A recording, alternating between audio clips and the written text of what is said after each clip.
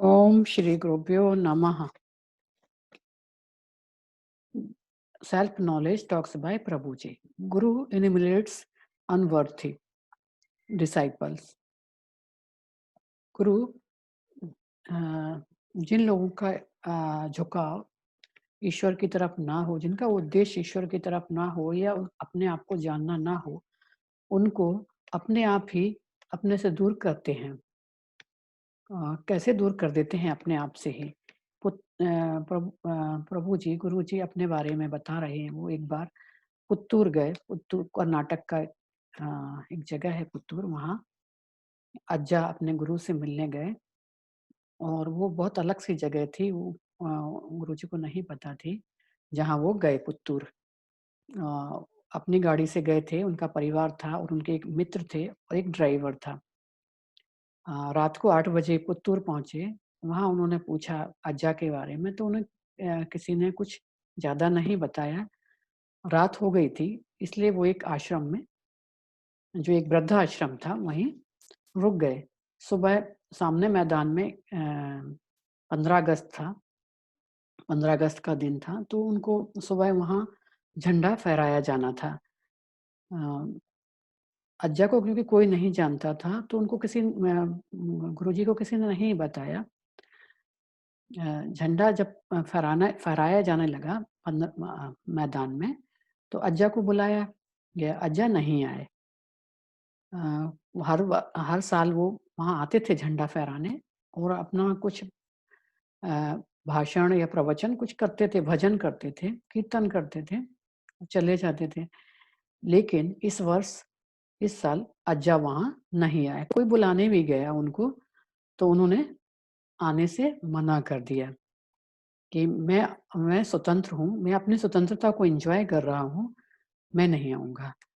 तो लोगों ने नहीं समझा उनके इस बात को और लोगों ने अपने ही तरीके से वहाँ कीर्तन भजन किया, झंडा फहराया और चले गए। क्योंकि गुरुजी को बैंगलोर वापस आना था, वो अज्जा से मिलना चाहते थे, तो उन्होंने किसी से पूछा अज्जा से मिलने के लिए, तो अ, उस व्यक्ति ने उन्हें बताया कि अज्जा के बारे में जानना, अनुमान लगाना बहुत मुश्किल है। कई बार एक बार उनको कोई मिलने नेता आए, तो उन्होंने दरवाज़ा अंदर से बंद कर लिया, वो नेताजी से नहीं मिले। तो कहना बहुत मुश्किल है कि वो किससे मिलते हैं और किससे नहीं मिलते हैं। क्योंकि गुरुजी को वापस आना था बैंगलोर, तो उन्होंने किसी से पूछा क्या वो मिल सकते हैं अज्जा से? तो उसने कहा हाँ, अज्जा आपको बुला रहे हैं। आप गुरुजी अपने परिवार के साथ और अपने मित्र के साथ और ड्राइवर के साथ अज्जा से मिलने गए। अज्जा से मिलने गए तो 10 मिनट तक तो अज्जा कुछ ना कुछ ऐसी लैंग्वेज में बात कर रहे थे जो किसी को कुछ समझ नहीं आ रही थी। सब एक-दूसरे का मुँह देख रहे थे। अज्जा कुछ कुछ बड़बड़ किए जा रहे थे। बोर होके उनका मित्र और वो ड्राइवर वहाँ से निकल गए बाहर। फिर 10 मिनट बाद जब वो बाहर निकल गए तो उन्होंने स्पष्ट बोलना शुरू किया कि तुम इनको लेके क्यों आए? मैंने तुम्हें बुलाया था, तुम इनको लेके क्यों आए? तो अ, सद्गुरु जो होते हैं, जो जिनका उद्देश्य अम, ईश्वर नहीं होता है या अ, गुरु की टीचिंग्स नहीं होती है, जिनका जानना नहीं होता है, वो न उन्स उनको वो अपने से दूर रखते हैं।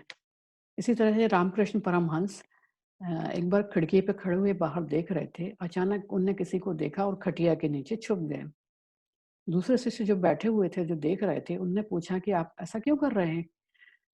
तो उन्होंने कहा कि देखो वो जो सामने से आ रहा है वो व्यक्ति, वो अपने बिज़नेस और पैसे के बारे में बात करने आ रहा है मुझसे, इसलिए मैं छुप गया हूँ। अ, इसी तरह वुडरिक थे रसियन मास्टर।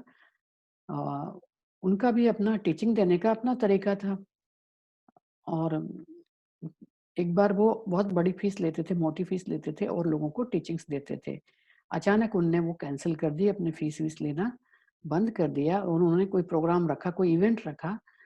जब इवेंट के 1 दिन पहले, ठीक 1 दिन पहले सबसे बोला कि 300-400 किलोमीटर दूर अब ये इवेंट 300-4 400 किलोमीटर दूर होगा यहाँ से और वहाँ पहुँचना है सबको।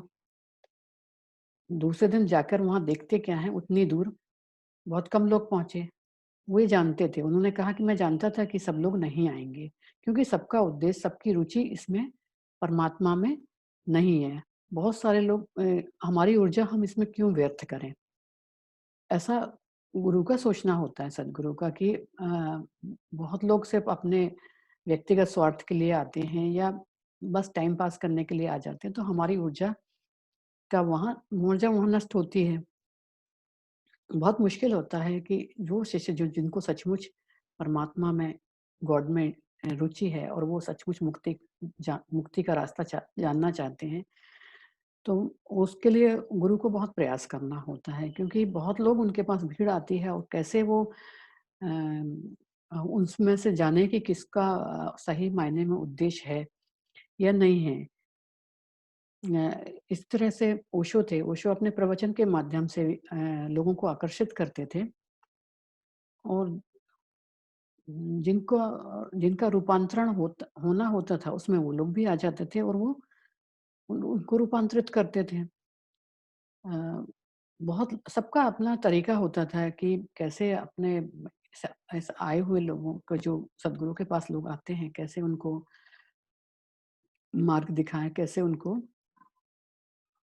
रास्ता दिखाएँ। रमन महर्षि का एक अपने तरीके का होता था। उन्होंने कोई संगठन बनाने के पक्ष में नहीं थे। उनके आश्रम में जो लोग आते थे, उन्हें वो अपने तरीके से टीच करते थे। रियल जो टीचिंग थी, वो देते थे और अ, उन्होंने कोई बहुत ऐसा विस्तार कर अपने आश्रम के विस्तार-विस्तार के बारे में ज़्यादा नहीं विचार करते थे। अ, बहुत लोग हैं जो आश्रम बनाते हैं, दीक्षा देते हैं, बहुत प्रयास करना पड़ता है क्योंकि आश्रम है तो उसको मेंटेन करना, उसका उसका प्रशासन भी अच्छे से चले, ये सब करने के लिए पैसा भी चाहिए। लोग आते हैं, कुछ दिन रहते हैं, खुश रहते हैं, फिर वापस जिस जो आश्रम का उद्देश्य होता है, कई बार वो पूरा भी नहीं हो पाता है, क्योंकि लोगों का ध्यान भटकता है, आते हैं, एक-दूसरे से इंटरैक्ट होते हैं, रिश और चले जाते हैं। आश्रम का उद्देश्य जो होना है, लोगों को में परिवर्तन करना, वो नहीं हो पाता है। इसलिए सारे सब सारे सब स गुरु का सद्गुरु का एक अपना तरीका होता है, कैसे वो अपनी टीचिंग दें।